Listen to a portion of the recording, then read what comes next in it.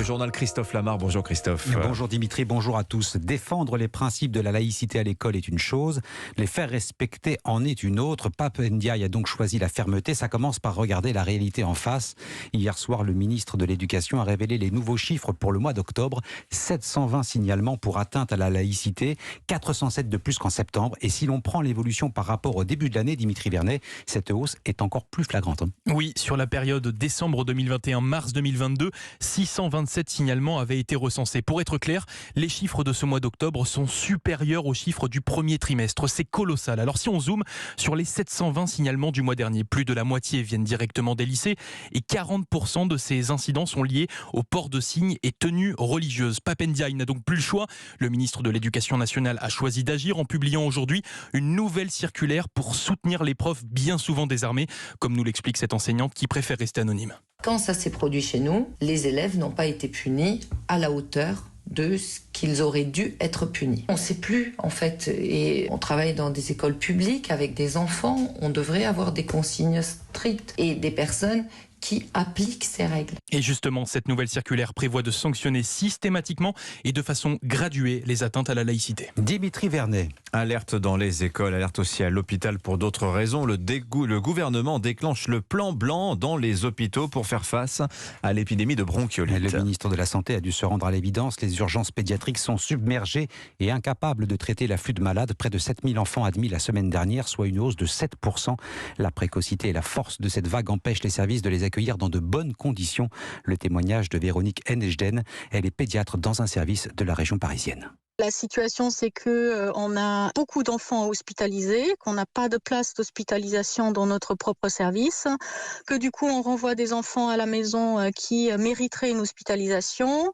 Il y a de l'attente aux urgences. En attendant un lit d'hospitalisation, si c'est 7, 8, 9 heures, 10 heures qu'il attend son lit d'hospitalisation dans un autre service d'hospitalisation, une infirmière aux urgences n'a pas la même possibilité de le prendre en charge que s'il est dans un lit d'hospitalisation qui est fait pour ça.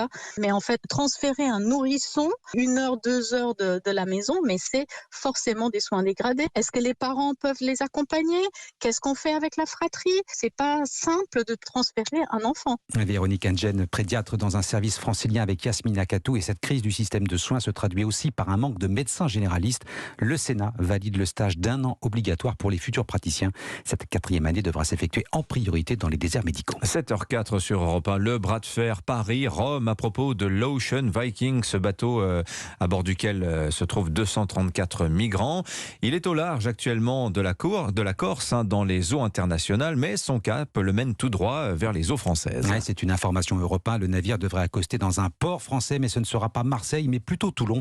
Paris contraint de l'accueillir face à l'intransigeance italienne et sous la pression de Bruxelles qui appelle au débarquement de tous les migrants présents à bord. Cette affaire de l'Ocean Viking, on va en reparler dans quelques minutes avec Jean-Dominique Giuliani, le président de la Fondation Robert Schuman. C'est aussi un casse-tête européen. Direction les États-Unis. Les résultats des élections de mi-mandat sont toujours aussi serrés. Les républicains et démocrates sont au coude à coude au Sénat. L'image est un peu plus nette du côté de la Chambre des représentants. Avantage encore provisoire, mais avantage tout de même d'une vingtaine de sièges pour les partisans de Donald Trump.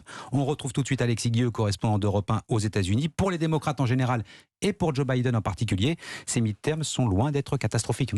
Oui, un président prudent mais plutôt satisfait des résultats démocrates. La vague rouge républicaine n'a pas eu lieu. Joe Biden dit aussi avoir entendu l'inquiétude et le message des Américains. La hausse du coût de la vie, le besoin de ralentir l'inflation, beaucoup de gens souffrent. Les électeurs ont envoyé un message clair. Ils veulent préserver la démocratie et protéger le droit à l'avortement. Un président rassurant. Nous ne sommes pas prêts d'entrer en récession. Les Américains verront les résultats des réformes dans les prochains mois. Joe Biden travaillera avec les républicains, mais pas question de revenir sur les textes votés. Le président a aussi été interrogé sur son avenir.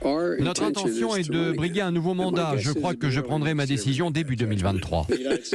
Joe Biden rit quand on lui dit que le mouvement de Donald Trump est toujours puissant. Alors quel adversaire pour 2024 ? Donald Trump ou Ron DeSantis, le gouverneur réélu en Floride? Les deux hommes sont pressentis pour briguer l'investiture républicaine. Cela va être amusant de les voir s'affronter, dit Joe Biden. À peine terminé, une nouvelle campagne est déjà lancée. Alexis Guilleux, correspondant d'Europe 1 aux États-Unis. Le président Biden, convaincu d'une chose, l'armée russe a de vrais problèmes en Ukraine. Son retrait annoncé de Kherson en est la preuve selon lui. Et selon les services américains, Moscou aurait perdu 100 000 hommes tués ou blessés depuis le début de l'invasion. Allez, c'est fait. Les sports, Didier Deschamps a mis fin au suspense. On connaît le nom des joueurs retenus pour disputer le mondial au Qatar. Ce ne sont pas 23 mais 25 noms qu'a dévoilé le sélectionneur hier soir. Liste sujette à modification en cas de blessure. Le sélectionneur devra transmettre sa version définitive à la FIFA avant lundi 19h. Il y a peu de surprises et quelques paris. Le premier d'entre eux tient au rappel d'Olivier Giroud, dont l'entente avec Karim Benzema reste à prouver. Cyril Delamont-Henry. Oui, Karim Benzema et Olivier Giroud vont embarquer ensemble pour Doha. Pour le premier, c'était une évidence. Malgré des soucis à la cuisse, Karim Benzema sera opérationnel, assure le sélectionneur. Quant à Olivier Giroud, 36 ans, les performances XXL du Milanais et son bon état d'esprit ont fini par convaincre Didier Deschamps. J'ai confiance en Olivier. La situation d'aujourd'hui, pour lui, n'est pas la même qu'à l'été 2021. Au total, le sélectionneur a appelé 11 champions du monde. Il s'appuiera sur ses fidèles, du capitaine Lloris en passant par Griezmann jusqu'à Mbappé. Les défenseurs Varane et Kimpembe convalescents ont également été retenus, ce qui n'est pas le cas du gardien Mike Maignan, blessé et remplacé par l'expérimenté Steve Mandanda. Adrien Rabiot, absent en 2018, est bien là. La surprise, c'est le Marseillais Jordan Verretou, qui n'a pas joué une seule minute en 2022 avec les Bleus. Un groupe cohérent qui donne bon espoir au sélectionneur. Moi, j'ai confiance en ce groupe et je suis sûr qu'il va tout faire pour livrer bataille. Et les Bleus ont rendez-vous lundi prochain à Clairefontaine pour le début de la grande aventure. Cyril Delamont-Henry du service des sports d'Europe 1 et le président de la Fédération française de football, Noël Le Graët, sera l'invité exceptionnel d'Europe 1 Sport ce soir à 20h. Allez, on gonfle les voiles et on prend des nouvelles de la route du Rhum. Première journée, première nuit de course. On fait le point avec vous, Martin Lange. Oui, bonjour Christophe. Écoutez, cette première nuit, elle s'est plutôt bien passée, si l'on en croit la cartographie de l'organisation. Les premiers, ce sont les ultimes, les trimarans volants. Ils sont déjà au milieu de l'océan Atlantique. C'est Edmond Rothschild qui mène la flotte, le bateau de Charles Caudrelier. Mais il y a eu un litige, puisque selon l'organisation, il aurait passé la ligne de départ trop tôt hier. Il devrait donc s'acquitter de 4 heures de pénalité.